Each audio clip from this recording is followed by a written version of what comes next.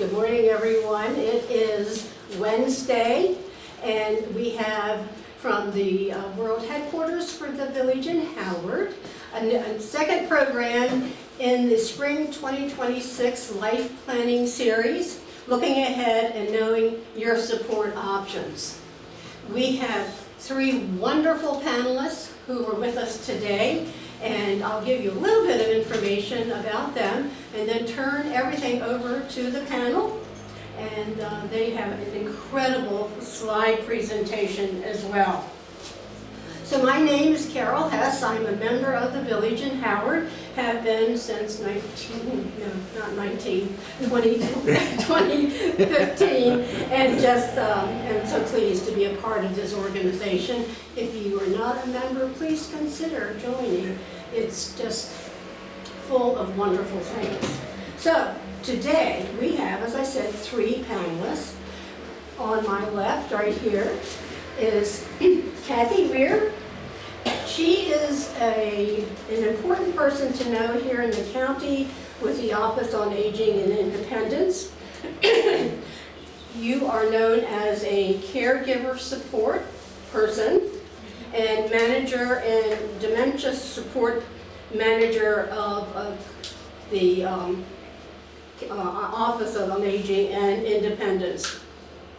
Kathy received her bachelor's and in gerontology and is certified dementia practitioner and trainer.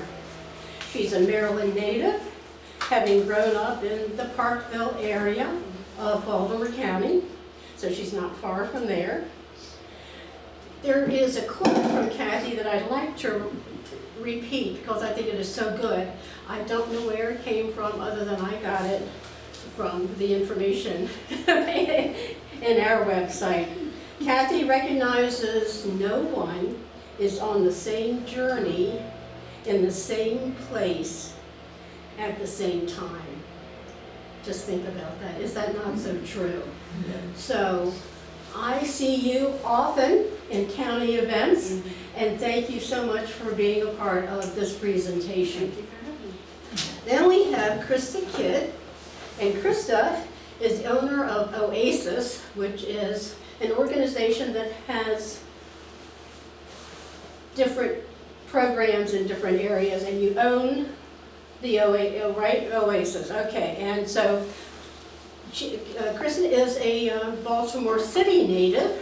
We had an interesting conversation. She said she was from the hood, and I'm not from Baltimore, so what does that mean, I asked her. Well, I did find out, and we'll have to wait for you to know that. Now, but Krista got her bachelor's and master's at Hood College. Hood College is in Frederick, Maryland. I'm a Frederick native, so that was really close to my heart. I used to work at one of the dormitories at Hood when I lived in Frederick. And we welcome you. You are a senior advisor and a certified senior as a part of senior advisors. Thank you for being with us as well. And now we have Karen Sorensen, who's to my far left, an aging life care manager. And she comes to her career in a non-traditional fashion. She and her family of 4 children and a husband lived in the Philadelphia area, moved to the Towson area, and then started in senior caregiving, correct? And so, but you started out before coming to Maryland as a medical editor. Okay, all right. So her career is in care managing. We're going to get a lot of information. I hope you have pen and paper handy. I don't. And so, thank you so much for being here. And thank the three of you. And I'm going to turn it over to Kathy. Hello, everyone.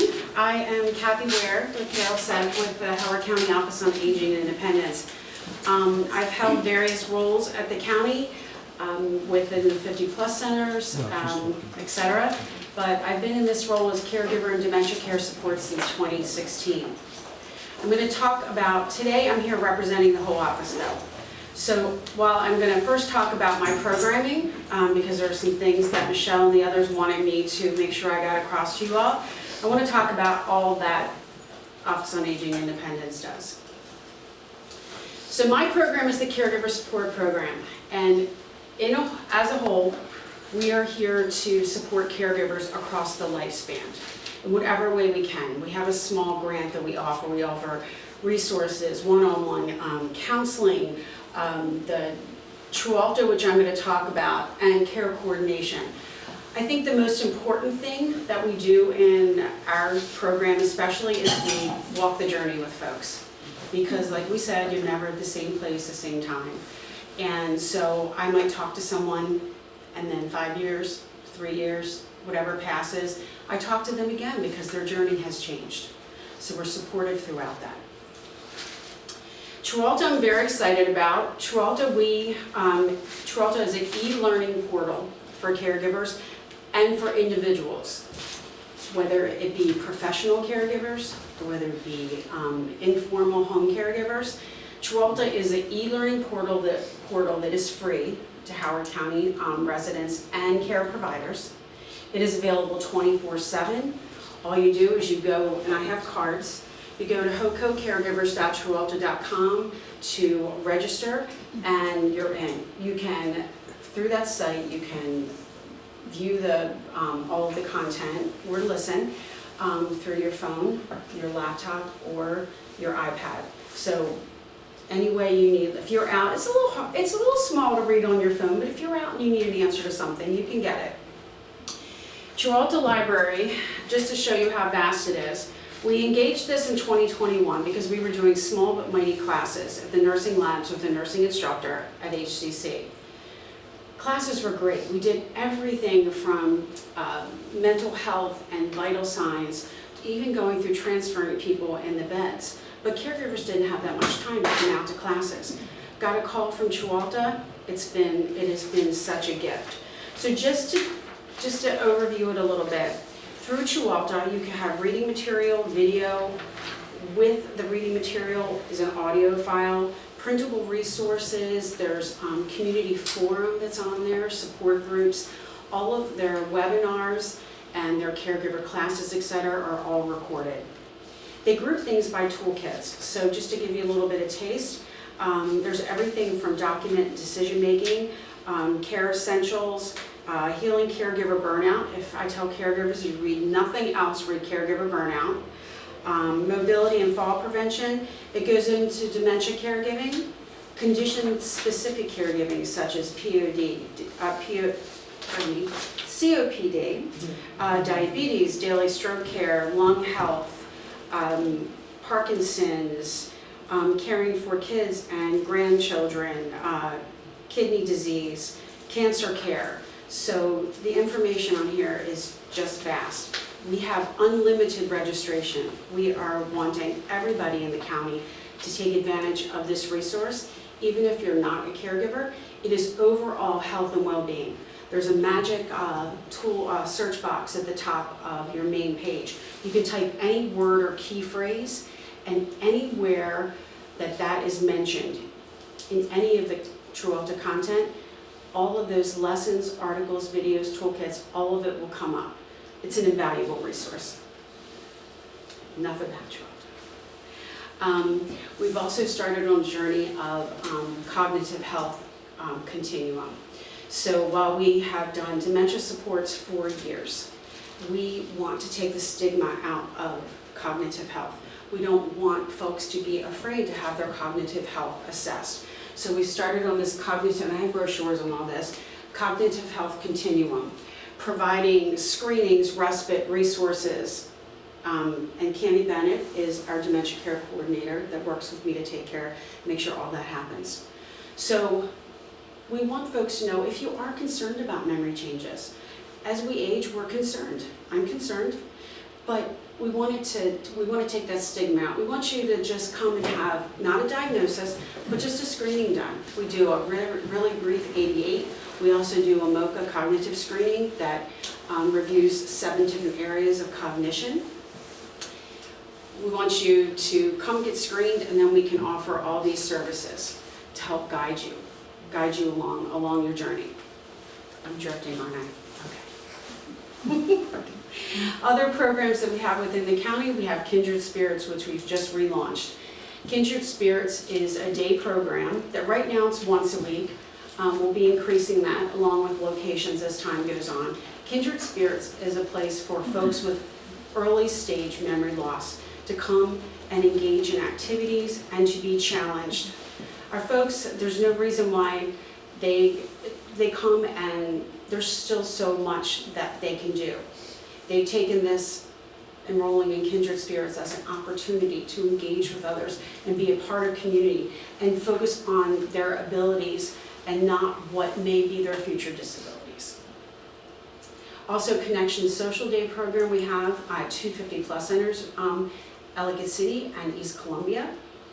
This is a day program as well that runs Monday through Friday. So those 2 locations, Monday through Friday, folks who otherwise really can't be independent at home for whatever reason, or maybe they don't want to be. They come out and they socialize from like 10 to 2.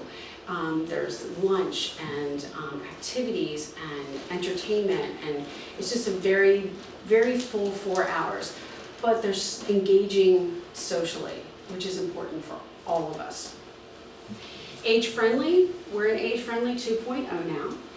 In 2019, we became part of the Age Friendly organization, and we are looking to make Howard County livable for everyone, from birth to passing. Through health and well-being, we've narrowed it down. We had 8 domains when we started. It was a lot. We worked a lot with the village in Howard and all of its members, along with people throughout Howard County, to narrow it down to health and well-being, living and mobility, and community and inclusion. So if you ever feel led to get involved with Howard County Age Friendly, please contact us. Maryland Access Point.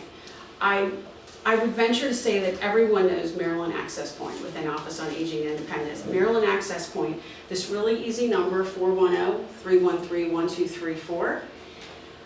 It's our inroad to resources and services throughout Howard County. So our team of 9 now work very hard within the centers and our main office to take calls all day long, along with going out and doing presentations, keeping us up to date on resources that we may need. We get calls from everything from long-term care to snow removal. And who do we call? Who do we talk to? And that's what our team does.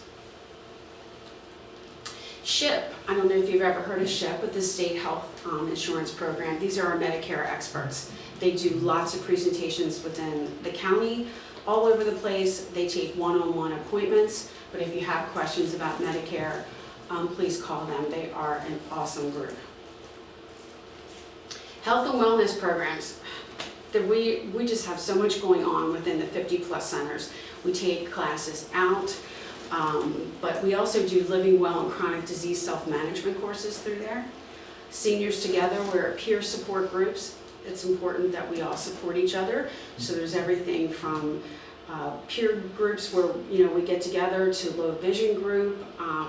We're trying to address and get folks in different aspects of need or that want to be together to come together within those groups and support each other. There's lots of nutrition classes and also one-on-one appointments with a nutritionist that we contract with.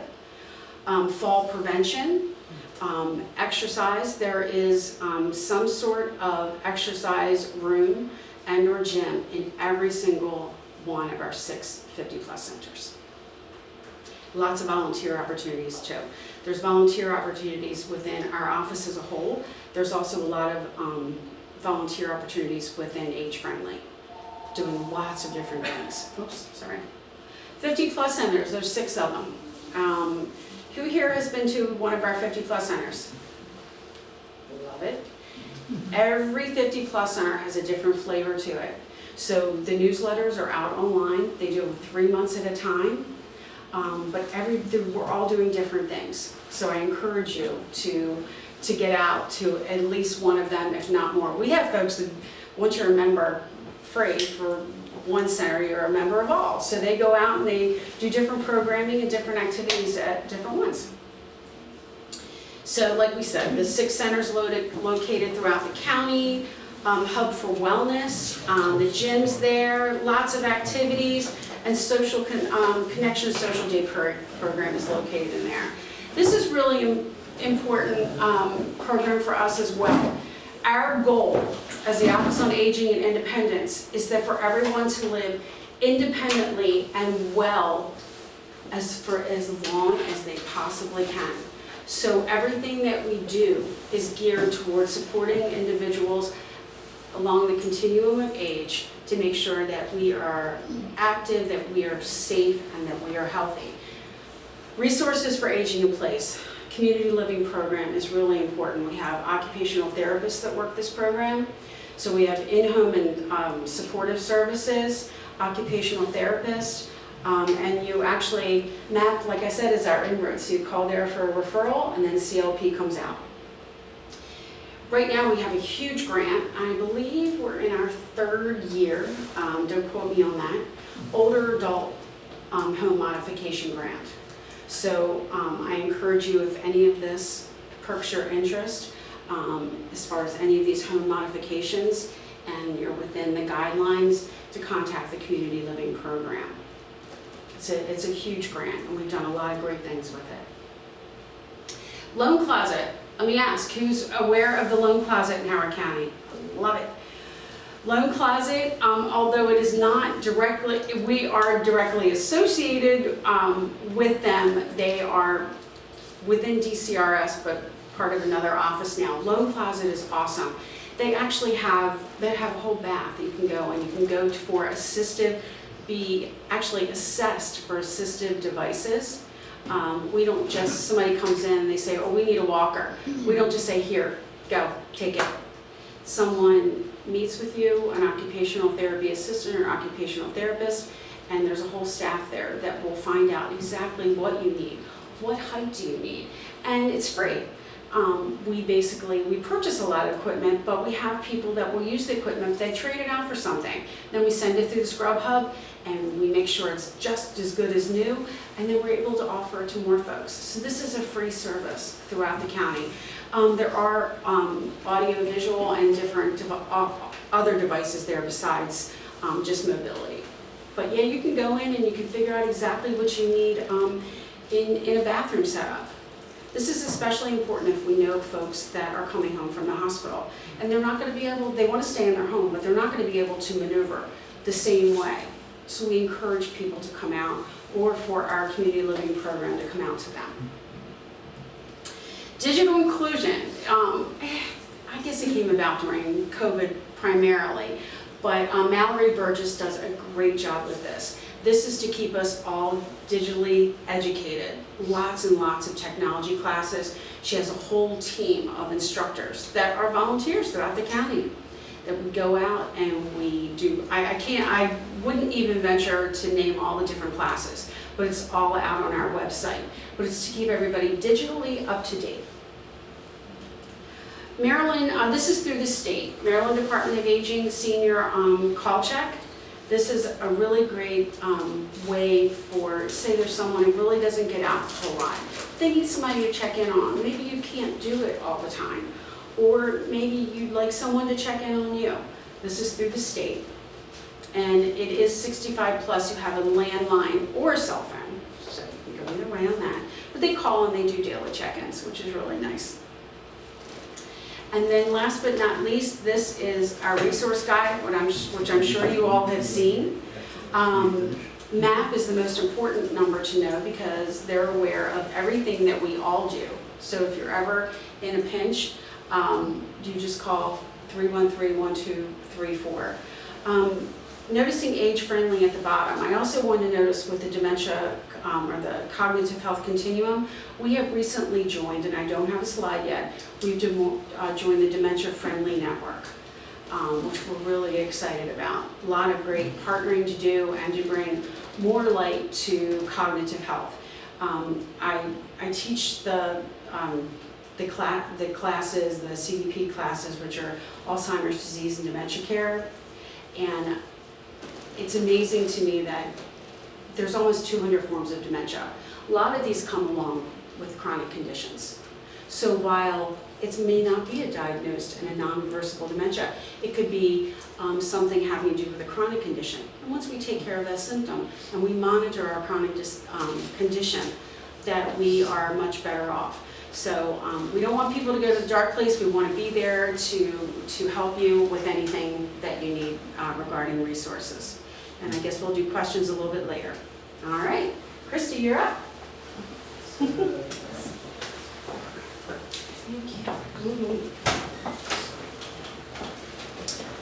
Good morning, everyone. My name's Christy Kidd. So a little bit about my background. I was primarily raised by my grandparents, who were 6 years older than I was. And then eventually, when I was in high school, I became their caregiver. So I was very young. I didn't know what I was doing. I have a BA in psychology and a master's in thanatology. Has anyone ever heard of thanatology before? Well, of course you have. Yeah, we talked about it. It's actually the science of death, dying, grief, and bereavement. So it's a multicultural background. I'm a certified thanatologist and senior advisor, as well as a funeral celebrant. So that basically means I had to take coursework and pass tests to be certified. My background is 5 years in hospice, and then I became an executive director of an assisted living and memory care community before I started Oasis. So there's a lot of acronyms in senior health care, and I just think some of these are fun. So SNF, we call it in brief SNF, right? And it's a skilled nursing facility which comprises a rehab and long-term care nursing home. Did anyone ever watch ALF in the 80s, The Talking Muppet? Well, ALF is still with us, but now it just means assisted living facility. So, assisted living facilities, they can be comprised of different kind of options. So one is a residential assisted living. That's like a home like you and I live in, but it's converted to an assisted living regulated by the state of Maryland. And typically it comes at a fraction of a cost of your traditional assisted livings, like your Bright Views or Sunrises. And then you have the CCRC, the Continuum Care Retirement Community. And that is usually inclusive of independent living, assisted living, sometimes memory care, and skilled nursing facility. So there's different types of senior communities as well. So you have your active adult, 55 plus, 62 plus. There's no health care services. There's no interior maintenance. You own, you sell. Whereas licensed communities, including independent living that's kind of attached to an assisted living memory care, and skilled nursing, it's a month-by-month agreement unless there's a buy-in to the CCRC, so they can vary on that. Okay, so continuum care retirement communities, typically speaking, there's a significant entry fee. We're talking a couple $100,000, and they promise care through end of life. So I have a little asterisk here, and why I have an asterisk here is to remind me to educate whoever I'm presenting to. The marketing directors in CCRCs are doing their job, and the job is to get the head in the bed, okay? So they're gonna promise the independent living folks that when you need care, we have the assisted living program and we have the skilled nursing. What most people don't understand is that usually, and this is a blanket statement, but usually speaking, CCRCs have more independent living cottages and apartments than what they do for assisted living. So the number one question, if you're looking at a CCRC or you have a friend that is, ask them how many independent beds they have in comparison to assisted living. Most places, it's about 10%, 10-15% of assisted living beds are available. So what does that mean in the long run? In the long run, although you were promised care through end of life, that bed may not be available. There's internal waiting lists of residents in their independent living that need the assisted living bed. And now you're paying privately, usually, a caregiver. After you drop $350,000 to get this care that you're promised, now you're paying approximately $38 an hour for a caregiver. So that's just my word of caution for that. The rental communities, usually it's assisted livings, the standalone independent assisted livings. It's a month-to-month agreement, so you're not signing up for life, you're not signing up for a year. By Maryland regulations, no matter what assisted living you go to, if you improve and you're able to return home, or you decide to go to another assisted living, all you have to do is write a 30-day notice and you're out of the agreement, okay? Most people don't realize that. Both of these types also offer tax deductions, so if you have a CPA, that's something you want to bring that up and inquire more about. Okay, when I first started working with families, usually it was adult children.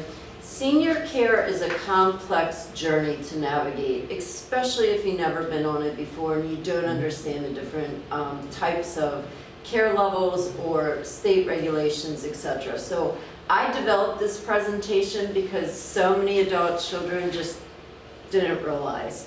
So there's many differences between skilled nursing facilities and assisted livings. So what's similar is they both offer assistance with activities of daily living. They both offer medication management and administration.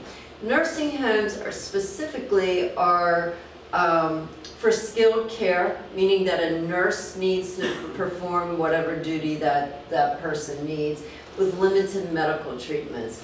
What you're starting to see, especially over the past few years, what nursing homes were solely created for, your trachs, your IVs, your feeding tubes, etc. Now you're starting to see some assisted livings are offering feeding tubes, and most recently we placed someone that had a trach in an assisted living.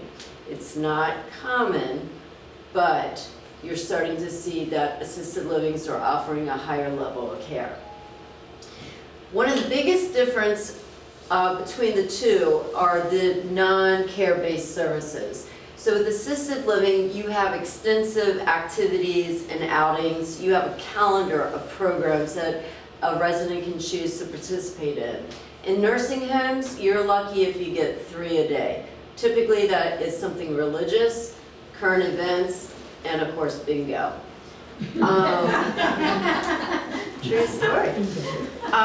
Assisted livings typically offer medical and non-medical transportation. They vary on the service fees for that. Some are free within a 10-mile radius. Maybe some have an hourly fee. Very limited transportation is offered in nursing homes, if at all.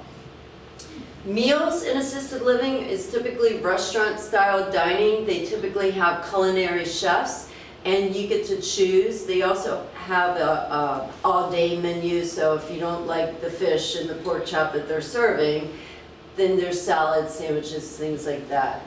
And assisted living food can be pretty good. I know, I've had it. Meals in nursing homes, no bueno.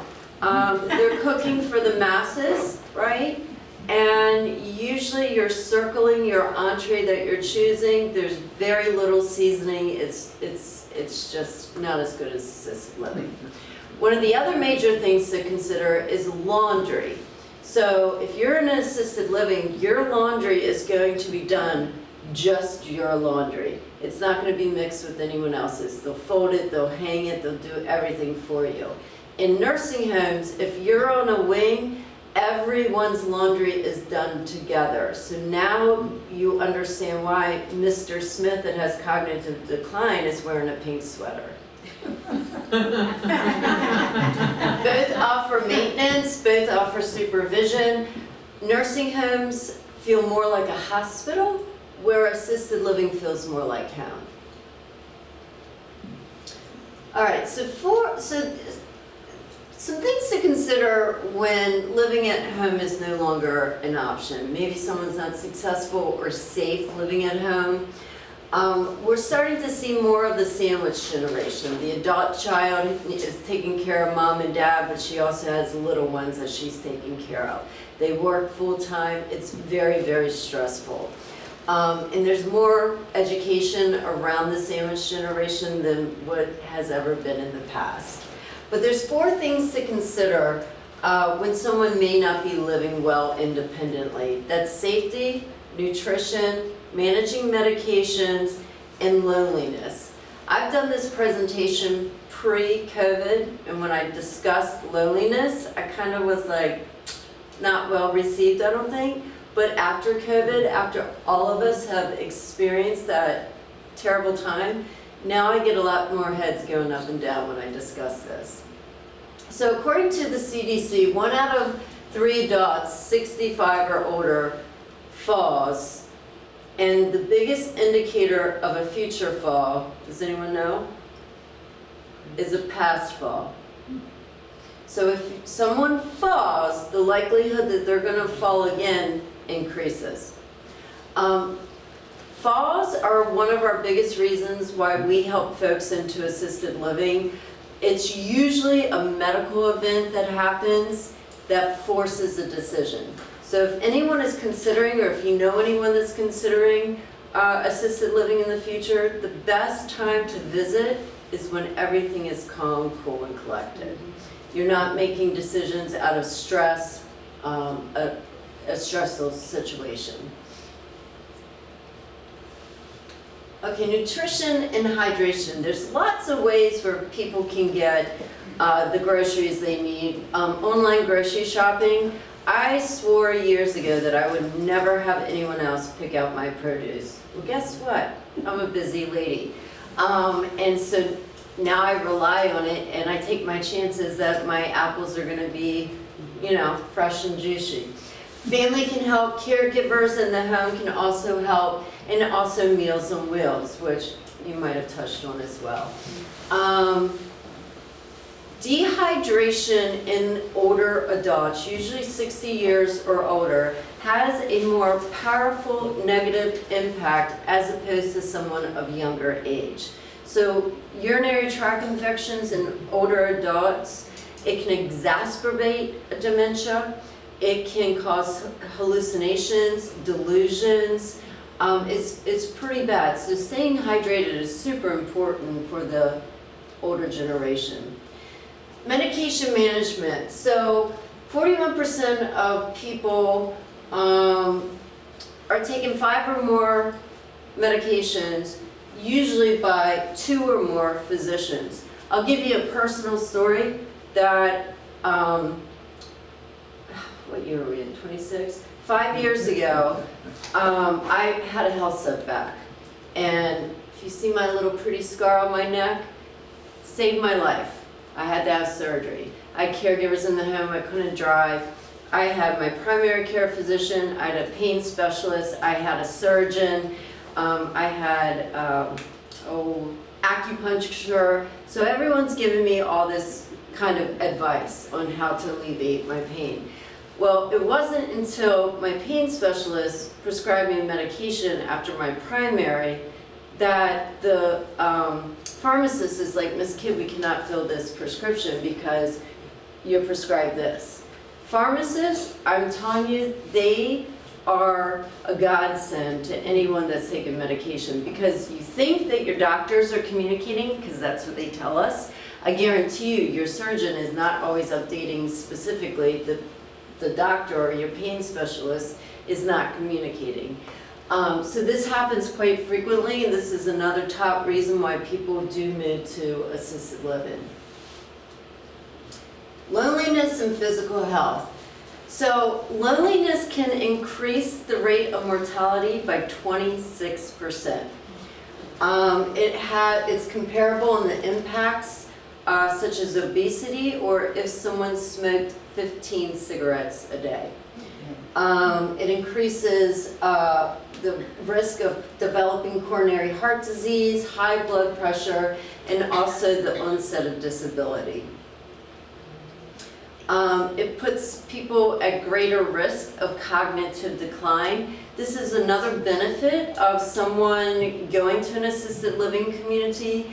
It can slow down the progression of cognitive decline because there's socialization and stimulation within the community. 64% increased chance of developing clinical dementia.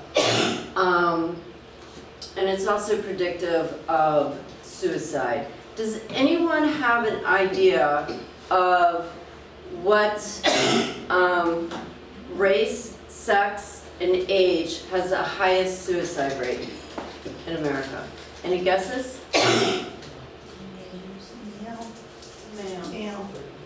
Not teenagers, white males 85 and over.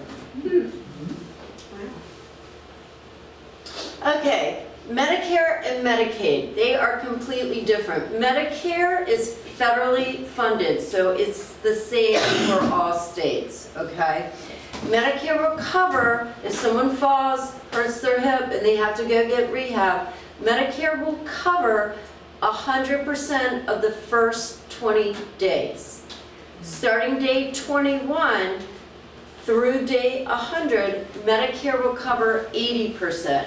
The remaining 20% is either covered by secondary insurance or private pay. Around this area, you're looking roughly between, I would say, $400 and $500 a day for a rehab stay. So if you don't have secondary insurance, that 20% is going to add up quickly. In assisted living, it will cover the same as what it covers for those that have Medicare, your primary care, your therapies, and other medical services. I'm going to back up to the rehab stays because one thing most people don't understand. If you can avoid using all 100 days, I recommend it. The reason being, if you use all 100 days, you have to stay out of the hospital for 60 days in order for Medicare to re-up a new 100-day spell. Does everyone understand that? Okay. Medicare does not cover housing or rent in assisted living or nursing homes. It's only rehab and your medical services. Oops. Okay, to be eligible for Medicaid, in the state of Maryland, you have to financially and clinically qualify. If mom's money runs out and she's in assisted living, most children are like, oh, well, I'll just send her to a nursing home. It doesn't work that way. Assets have to be under $2,500, and you have to have assistance with, I believe it's 3 or more ADLs, do you know? 3 or more activities of daily living. So cognitive decline does not count. Okay? There are some residential assisted livings that accept the Medicaid waiver. However, in the state of Maryland, in my humble opinion, Medicaid is a broken system. So, I can say this. Not only do you have to financially and clinically qualify for long-term care Medicaid, you also have to financially and clinically qualify for the Medicaid waiver program that some residential assisted livings take. Currently in the state of Maryland, you have roughly 35,000 on the wait list. I don't know, just, we tell people that there's a very long wait list. It could be over a year.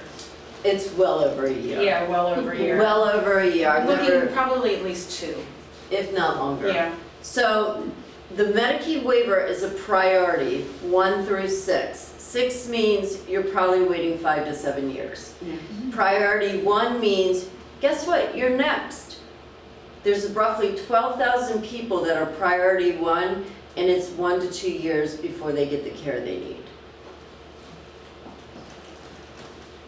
All right, your average cost, oh, I put the wrong slide in. Okay. It's more expensive than this now. Yeah, it is. So your average cost of skilled nursing facilities, private pay, you're looking in the ballpark, I would say between $13,000 to $20,000. Some places are even more expensive than that. Your assisted living, starting in Howard County, there's one place with no care, rent only, and a shared room is $2,500. There's one other assisted living that starts at $3,000. Typically for Howard County, you're looking at $4,500 and up, okay? Also, be careful if you go online, okay? Because a lot of times you think you're clicking on Sunrise, but it's an online agency, and then it'll say for cost, because everyone wants to know the cost, they'll say enter your name, number, and email, and then your phone rings within 3 minutes, and then it'll never stop. They do not always give the accurate pricing online. They usually give rent. And you're like, oh, $4,500, that's not so bad. But now you go in and they assess you and your care levels are $3,000 more. It's a bait to get you guys in. All right. Yes, so residential assisted living, the smaller homes, start around $2,500, can go up to $9,000. Your traditional assisted livings, rent only, with care can go up to $13,000 a month. Memory care, you're looking upwards of $14,000, and again, your skilled nursing, $15,000 to $20,000 private pay. So who can afford this, right? I get that question all the time. What we look at when we're helping people make decisions, we're looking at what they have in their savings, annuities, IRAs, pensions, Social Security, SSI, and investments, right? Some people have all of that, some people have none of that. So we try to work within the person's means. Anyone in the room a veteran or spouse of a veteran? Have either of you heard of aid in attendance? You have. Normally I don't get that hand raised. So anyone that knows a veteran that served at least one day active duty during wartime, doesn't mean they needed to be boots on the ground, it just means they need to be listed as active duty. And you also have to clinically and financially qualify, but there's a specific benefit for veterans and surviving spouses of veterans, or current spouse of a veteran, called aid in attendance. So you need 2 or more activities of daily living assistance.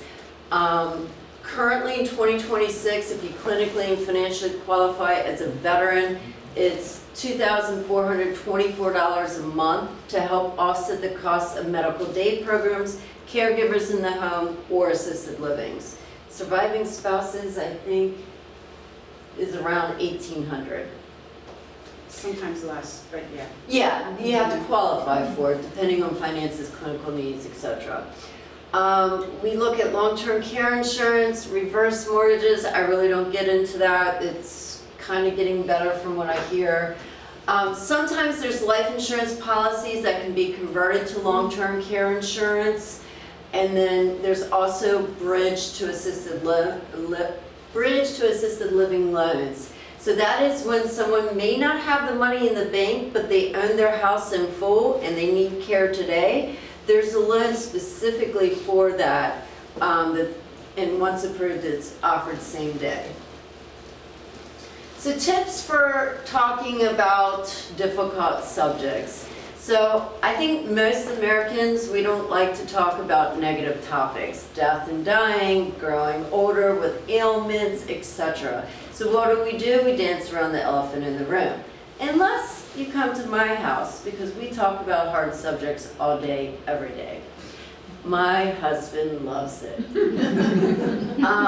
But when it becomes too much and we really do need, what we recommend is creating a list, the old-fashioned way. Write down your concerns, right? You want to educate yourself. Earlier in the presentation, I said, when is the best time to tour assisted livings, medical day programs? When everything is going well. right? Because you can take your time, you're not under stress, you're getting the education that you need about cost, services being offered, etc. And learn what is important to your senior in your life.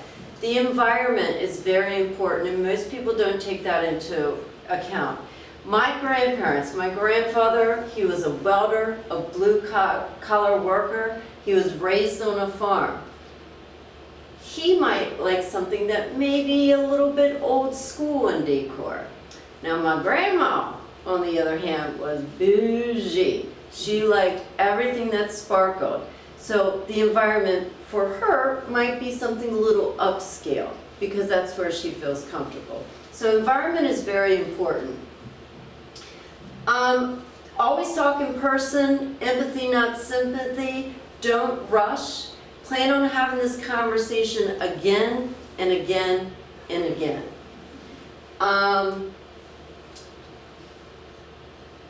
Some conversation starters. How do you feel living alone? Is the housework becoming too much for you? The yard work? Is financials? That's a big, big trigger for a lot of families when mom and dad can no longer pay their own bills. And so be aware of information overload. Usually when someone is going through a difficult time, whether it's aging with ailments or grief, after losing a loved one, information overload can just shut that person down. Just remember, a confused mind says no, right? Plan A. Everyone's plan A is typically speaking staying at home. That's your best plan A, right? But how many, and you don't need to raise your hands, I'm just questioning, how many of you in this room have a plan B and a plan C? Oh, okay, you can raise your hand. I always encourage people to have a plan B and a plan C. I'm nowhere near, well, not anymore, thank goodness, but I'm nowhere near in my life knowing that I need care. However, both my son and my husband knows that when it comes time, neither of them are caregivers. I attest to that. I also have no family outside of the two of them. So what is in my future? Assisted living. My two requirements: I want my assisted living to have a bar so I can enjoy my wine, and it has to be dog friendly. Yeah. Right? So you want to have these conversations, and we can make it fun. What's important to you? Share that with those that you trust. There you go. I wanted to reiterate one thing that Christy said, and we tell people this too: have plans B, C, D, and however many, in your back pocket. Yes. If you see something coming toward you, like if you're at home but you think that you or your loved one might need a little bit more assistance, look that up, look into that ahead of time. If you think that assisted living is down the road, look into that ahead of time so you can make good choices that you're happy with, because no one operates well in crisis. Absolutely no one. We see it all the time. 100%. Get a little closer to the screen.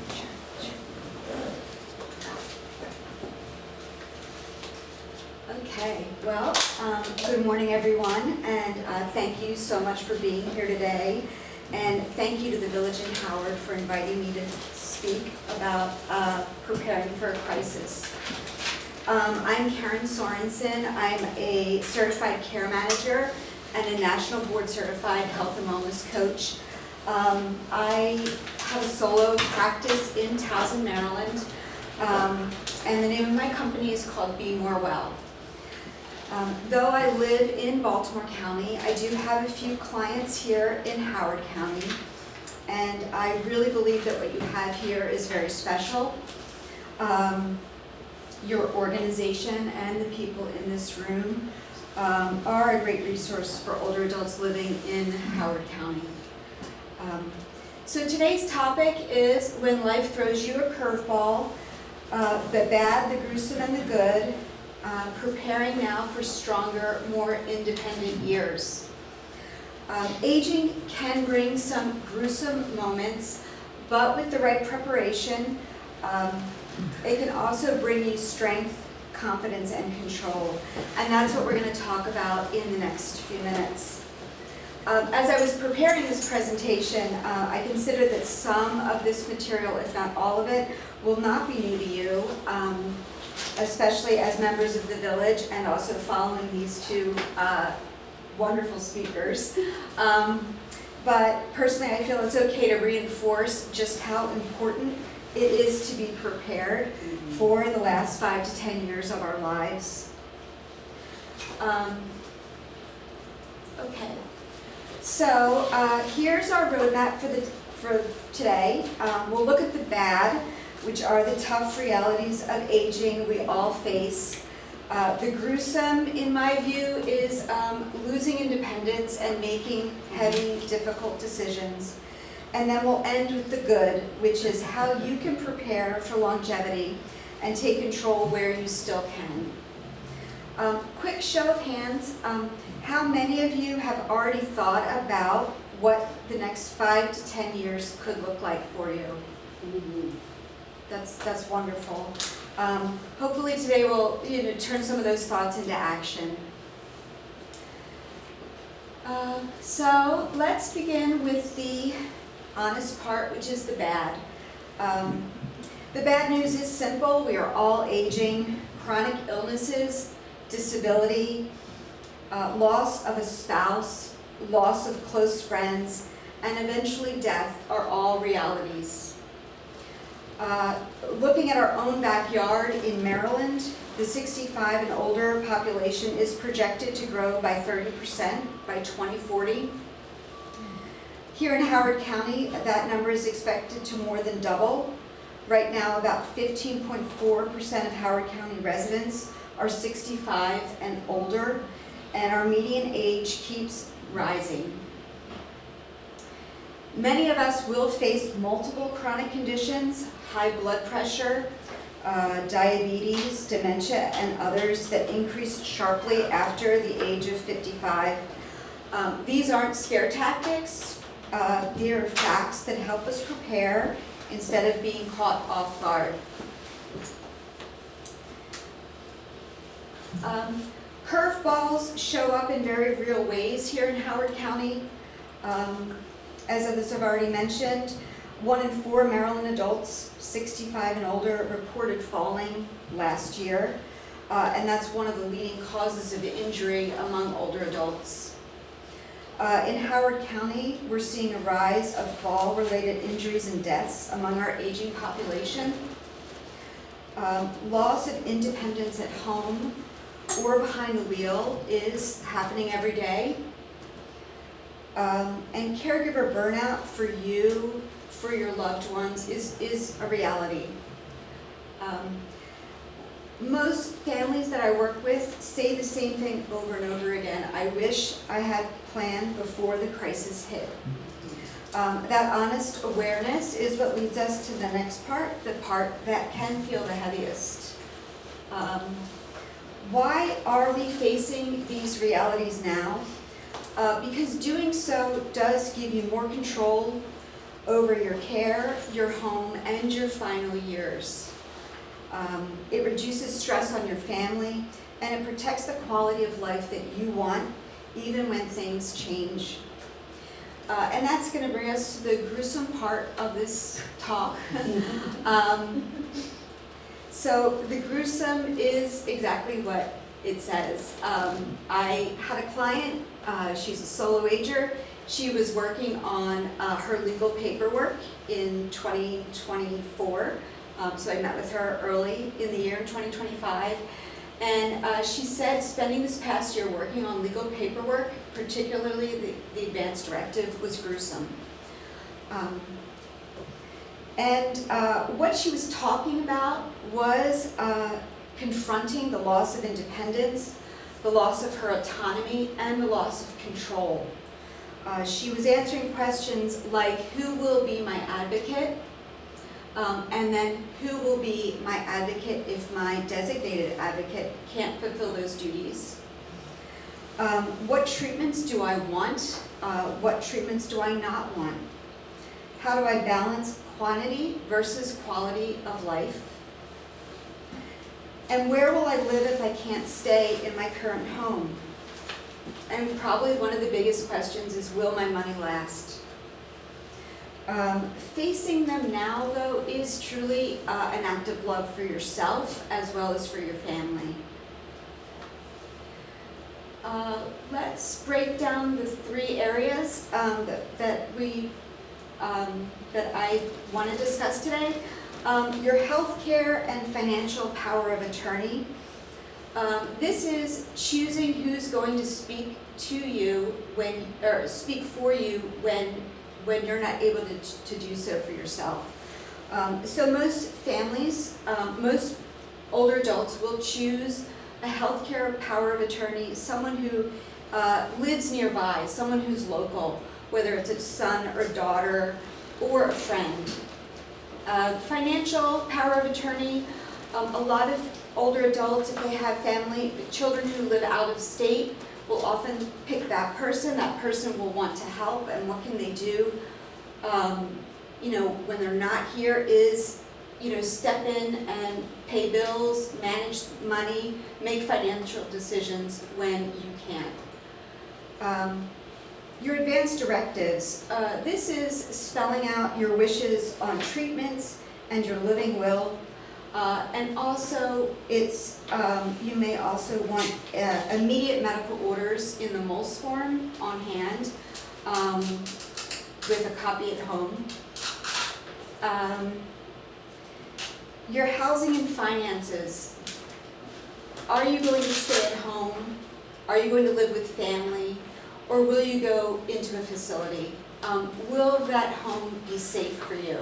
And will your savings last? Here is a sobering statistic. Many older adults, 50 to 60% of older adults in studies, have not completed their advance directives. And that leaves decisions to the courts or to stressed out family members. I included here a link to free Maryland forms. The Maryland Advance Directive, if you don't already have one, it's pretty comprehensive, as well as the Maryland MOLST form. So if you don't have these in place already, I have QR codes here. You can take a picture of this slide. I also have included it in the material I have for you as well.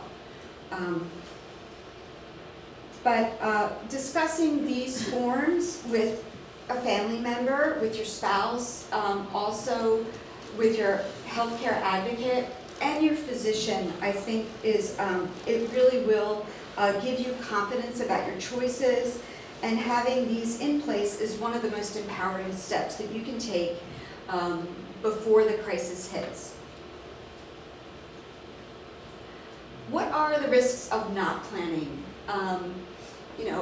Just this week, for example, I had to, I fielded a call about a case coming from a hospital where the court may have to take over guardianship. The social workers need to file guardianship for someone in the hospital because their family member just was unable to make the decisions that had to be made.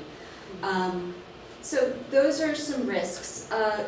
Family conflict during crisis, it's already a very emotional time.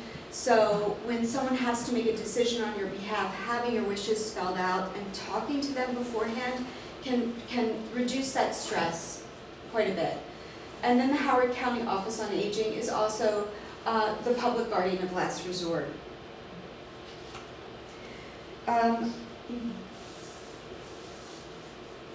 So 1 year of thoughtful planning really can prevent chaos down the line. And that also leads us to the hopeful part, which here is the good. If the gruesome is losing control, the good is reclaiming it through preparation. Start with your life vision. Has anyone here sat down and done a life vision? Okay, great. I really encourage you to do that. It's just sitting down with pen and paper, thinking about where you want to be in the next 5 to 10 years. Who do you want to be with, and what activities bring you joy? It can be really empowering. You might learn something about yourself too. So I do encourage you to do that. I have included some of that in that handout right there. The other thing is, it's not too late for any of us to focus on reducing the risk of chronic illness and disability through smart daily habits. You truly have more power than you think, and small, consistent changes do add up to stronger, more independent years. Now you're going to hear from the health and wellness coaching side of me. Here are some 5 practical, easy steps that we can all take if we're not taking them already. Many of you most likely are, but I'll just review them with you. Daily movement, getting out, walking 20 to 30 minutes a day is such a great activity, and it's so easy to do. I often recommend hiking poles if you don't have them. Going to a store like REI and learning how to use them can be really helpful when you're walking on the sidewalks and streets. Healthy eating, chronic disease is so tied to our diet. We want metabolic flexibility, and the best way to achieve that is through healthy eating. Reducing sugar, eating protein-rich foods and high-quality whole foods is really important. And protein, how much protein should we have? One of the guidelines for older adults is to have at least 1 gram of protein per pound of body weight. So if you're 100 pounds, you should be having 100 grams of protein a day. That's a lot of protein, so, but it feeds your muscles, it keeps your muscles strong, and that helps with everything. It certainly helps with balance. If you don't have a lot of time to get to the gym, or if you have a little bit of time, even those smart, short intensity workouts can be really beneficial for your cardiovascular health. Shorter quality sessions, whether it's 15 minutes on the bike, 15 minutes on the Stairmaster, or using a rowing machine, they do really make a difference on your cardiovascular health. Strength training, I'm sure your doctors are talking to you about the importance of weightlifting. These little activities, chair squats, light dumbbells, step-ups 2 to 3 times a week, you can do at home. You can do it every day, and it does make a difference on keeping your muscles strong and maintaining the muscle mass that you have. Balance drills are wonderful, especially, we should be doing these every day, and not just older adults, all of us. If you've ever had PT, I'm sure they've talked to you about single leg stands or walking in tandem, where you put one foot in front of the other and you walk in a line. I try to do single leg stands, when I'm standing at the kitchen sink. I just try to incorporate it every day because it's hard to do, but it does improve our balance, and that's what prevents falls. Additional powerful steps. I always ask clients if they like or if they trust their primary care doctor. As we get older, we have so many new physicians, we have a lot of different specialty physicians. So whether you are with a primary care provider who accepts insurance, or if you are with a concierge physician, choosing a trusted quarterback primary care doctor, I think really does impact your longevity. As Christy mentioned, you might have prescriptions from several doctors as you age. So having a primary care doctor or a very quick thinking pharmacist that you go to is important. And when you attend your wellness visits, I always encourage you to have a list of questions ready, and just don't be afraid to ask questions. The more prepared you are for those visits, the more you will get out of them. Knowing your numbers is also easy to do and important. So for blood pressure, we all should know it's 120/80 is what we're aiming for. For cholesterol, it's you want to be under 200. So LDL is the bad cholesterol. We don't want to be above 100 with that. And HDL, which is the good cholesterol, you want that above 60. Your A1C is also really important if you don't know that. You should know that. And what we're aiming for here is 5.7% and below. Sleep quality and duration is also really important. We should really be getting 8 hours of sleep a day. If you're not, I always tell people that one of the easiest things you can do is wake up with the sun and look at that dawn light, and that will reset your circadian rhythm. It'll set your biological clock, and it will help you sleep better at night. I also encourage you to have your nutrient levels checked when you go for your, well, I mean, they're doing it already, but you should actively know what they're measuring. Vitamin D, adequate vitamin D is linked to chronic, adequate vitamin D reduces your risk of chronic illness.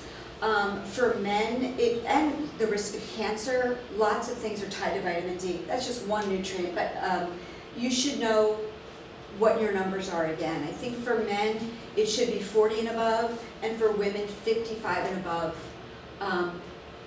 And then, the other part is, let's see, your downsizing and housing. I know Plan A is to stay at home, and I try to work with people on their goals. Stairs are a hazard in multi-story homes. One-story living is safer, and it does reduce your joint strain. You want to maybe get out or have one of your children, or you want to reduce the dealing with maintenance and outdoor tasks as much as possible, because people do get injured doing that.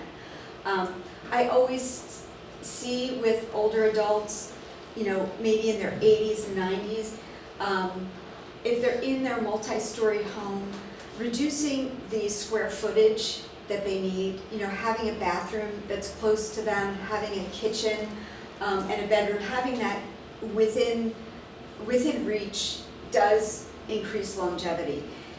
Even, not only are the steps a hazard, but sometimes walking to the bathroom, racing to the bathroom, it can be really hard as you get older. So I know you need a Plan B and a Plan C, but if you really want to stay in your home, there are ways to make it safer for you.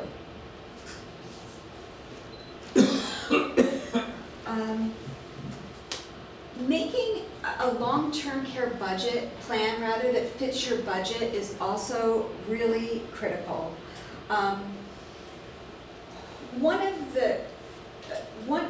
I know it's at least weekly, if not every other day, I do get calls, mostly from children of older adults, and they believe that Medicare is going to cover long-term personal care. So Medicare, if you're in rehab and you come home, you'll be discharged with a home health care agency possibly, and that nurse will do an assessment and maybe orders a PT, OT, speech therapy if you need it, and sometimes personal care if you need it. But it's usually 1 to 2 hours of care per week for maybe 3 weeks. What I'm talking about here is home caregivers. That is private pay. Many of you in this room most likely already know that, but that is a common misconception. People don't understand why Medicare is not going to pay for that, and it just doesn't. So knowing that alone, that's one of the things I talk about with clients, again, weekly, if not every other day. So I do encourage you to choose, really choose your care and your support team, your family members, your friends, and the professionals you trust now, before the crisis hits. You'll be amazed. If you have multiple children, some children are not comfortable being healthcare POA. So you have to talk about this. You have to have these conversations.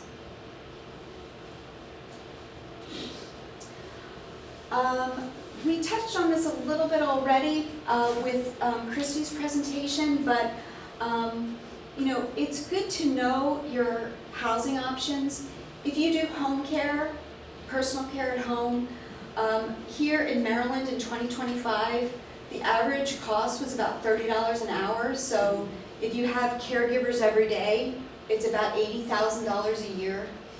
And that doubles if you have 24/7 care. That's very costly. Assisted living on average is about $85,000 or $86,000 a year. Nursing home is higher, it's about $155,000 a year. So my advice is to tour your options now. Go to the facilities. There's some wonderful facilities in Howard County. Go to them, have your questions ready. They often, you have to show up to get some of those figures. You have to show up, but go on a tour. Have a meal. They'll often give you a meal. Find places that align with your budget and your preferences.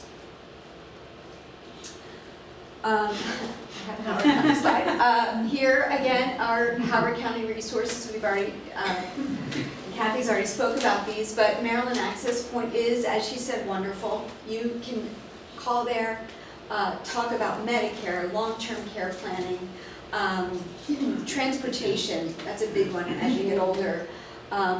So that's a great resource there. The 50-plus centers, I've had 3 here highlighted, but I, like Kathy, encourage you to, if you haven't been to one, go to one. They're amazingly social. I mean, there's a lot going on at them, and the people are having fun. I live right down the street from one in Baltimore County, and I will walk the dog in the morning, and it opens at 8, and there's a line of people waiting to get in to go to the gym. So they're really wonderful resources here. I included the Y in Ellicott City. I love the community Ys for the whole family. So they're wonderful for everyone, including older adults. The Y in Ellicott City offers fitness programs like Enhanced Fitness and Moving for Better Balance to improve strength and mobility. And they also have an adult pickleball league, if that's something that is, if you're interested in that. So the bad reminds us that aging is real. The gruesome shows us that we must face the hard decisions. And the good proves that we can prepare for longevity and keep as much control as possible. I have here with me a life care roadmap. I modeled it after what an aging life care manager will do for you. It's a complete fillable guide that organizes your health records, your legal documents, your finances, your digital assets, your vision for later years. It touches on your funeral preferences, and more. It's designed to be a gift to yourself and to your family. So they aren't left guessing during a crisis. This isn't a legal document, it's an organizer. There is a little spot at the end that you can have it notarized. That is, that's really just for added peace of mind and so that you complete it with intention. The real value is just having everything in one place for you. Well, you've already made a big step in coming here today, so I finished, this is my last slide, and I encourage you to do one of these things in the next week. Downloading the Maryland Advanced Directive, if you don't already have one in place, is a good start. You'll see just how comprehensive it is. It is a gruesome activity, but we all have to do it. Calling Maryland Access Point is another one, and just see what they're about, see if there's any questions that you might have, especially after today. See what resources are available to you.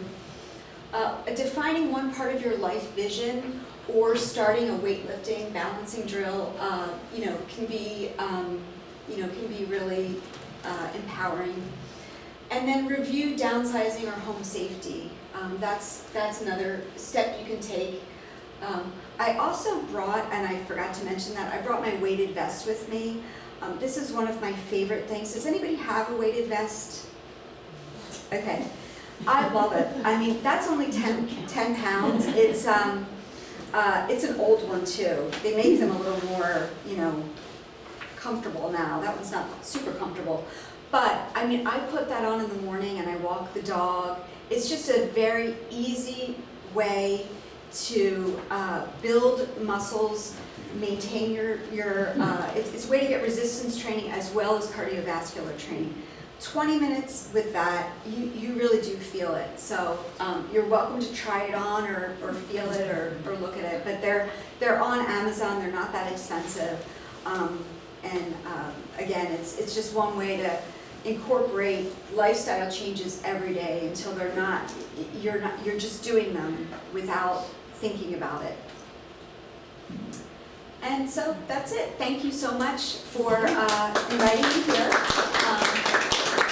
And that's my contact information if you have any questions. I do have a copy of